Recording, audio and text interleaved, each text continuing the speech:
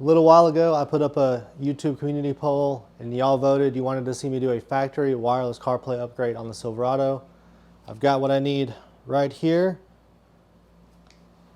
And now, with the truck being pulled in here in the garage, we're gonna get to work on that upgrade.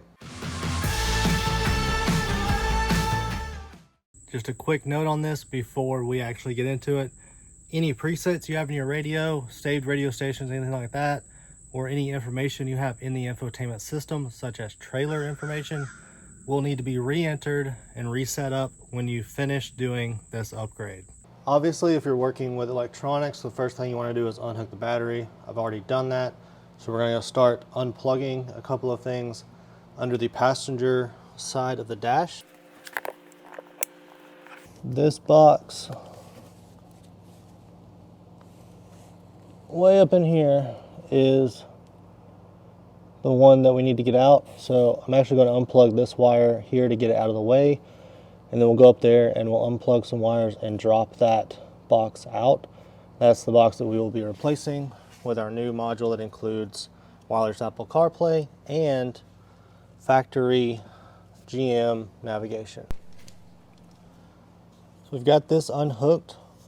It's a pretty nifty little mechanism. This light gray piece slides back and forth when it's mounted in.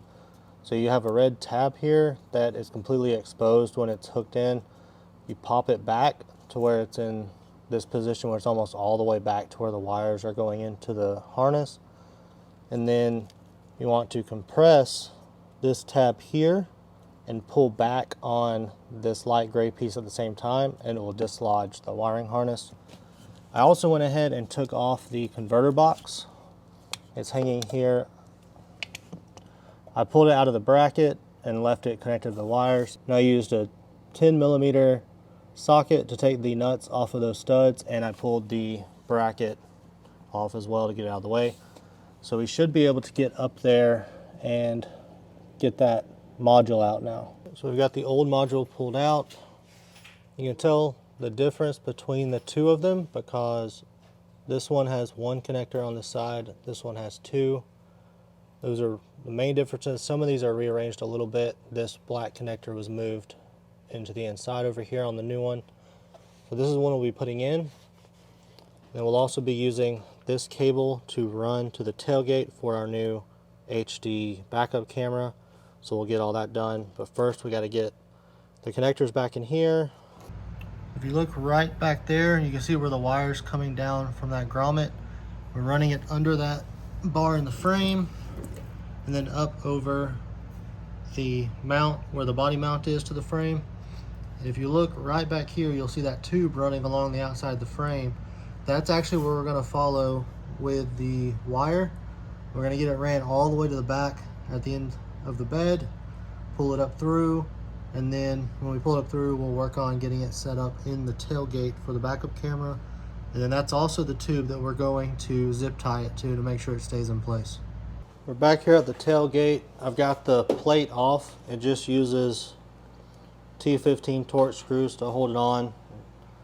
And I've exposed the mechanism for the tailgate button, the backup camera, and the trailer hitch camera. I will recommend, if you're doing this on a Silverado, to pull this panel off first and check the wire connection for your backup camera. If it's the same connector that's on the wire that comes with the kit, you won't have to run a new wire. You'll just have to replace this camera and use the wire you've already got. So that'll save you a little bit of time. I figured that out the hard way. But to get this piece out, it's held in with two bolts. There's going to be one through here and one through here. I've currently got them taken out. Then on my tailgate, it has the button release instead of the pull handle. So I have the wiring harness for the electronic button release that needs to come unhooked here. Wiring harness for the trailer hitch camera needs to come undone there. And then release the backup camera wiring harness from there. And then the only thing left is there's a couple of retainer clips. So if you have your hand under the tailgate holding onto it, just push the mechanism through the tailgate and catch it with your other hand. And then all you got to do is take a couple of Torx screws out for the backup camera, put the new camera in, and then do everything in reverse, rehook up all the wires. That will get your camera working. I'm guessing the camera that comes with the kit is programmed to the module itself that you get, because my camera I took out had the same part number, so it was an HD camera, but it wouldn't work with the new module, so I did have to replace the camera. But I didn't have to run the new wire, so that would save a lot of time. But now I'm just going to put the tailgate back together. I'm going to put the 2 bolts in here, put the platform on, and the truck will be back together in one piece, and we'll be able to check out wireless Apple CarPlay and the built-in navigation. All right, we're in the truck. Let's crank it up, make sure everything works. Gotta turn that down. All right, so we got the screen with the radio. All of my FM presets are gone. And if I go to Sirius XM, yep, everything's just started over. So I'm gonna have to check that out. I may actually have to call Sirius XM and let them know I've got a new radio installed in my truck and see about how that is, because I don't know if my subscription is connected to the truck or to the radio, so we'll have to look into that. But right now we're going to check everything else. So FM works, backup camera works, we've still got the lines, trajectory lines, and then of course we have the hitch cam, so you can line up to go to a trailer, and then, well, the actual trailer hitch cam, so you can look at it vertically. So all that still works. All right, so that works. Let's go back to the home menu and check out nav. So I did not have this previously, but now I do.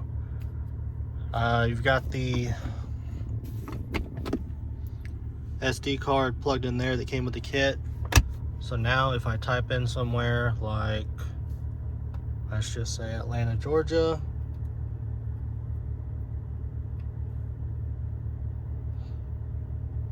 I want to go, navigation works just fine.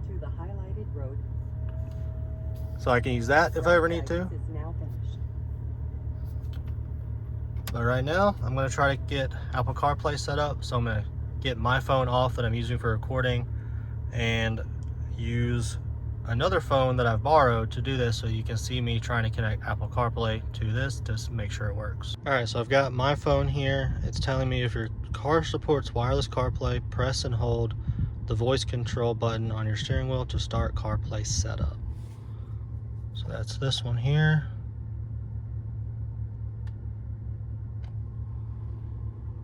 Connect a compatible phone. So it went away before I got to it. Okay, so that comes up. I'm going to do connect phone. Select the vehicle name shown below from your phone's Bluetooth settings list. Okay, so it's showing up on Apple CarPlay now. Bluetooth pairing request. Is this code matching? It is. Allow contact sync.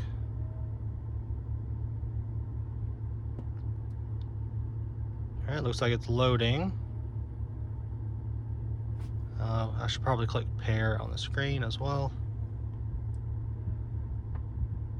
All right, iPhone and third-party apps and services may use vehicle information. Yeah.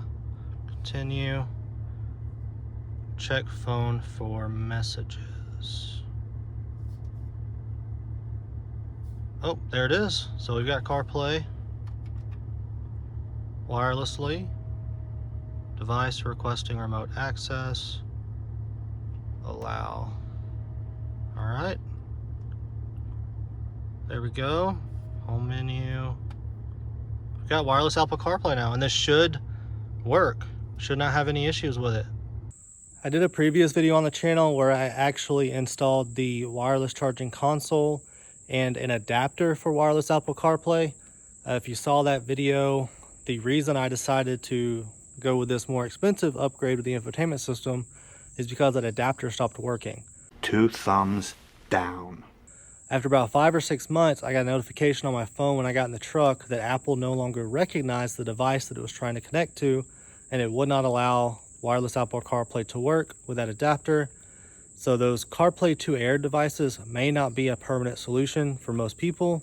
And I kind of feel like after spending $350, however much it was, that's kind of a waste of money. 5 months, it just stops working. So I got this with the official General Motors upgrade that allows you to use wireless Apple CarPlay, so I should no longer have any issues. I just got done re-adding all of my preset radio stations, got my Sirius XM transferred from my old radio ID over to this one. Everything's working good.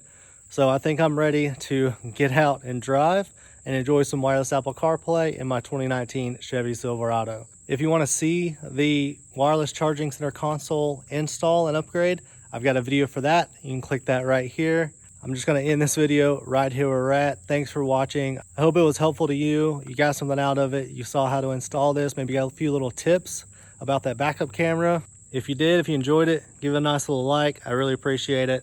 But for now, this is Southpaw Garage signing out.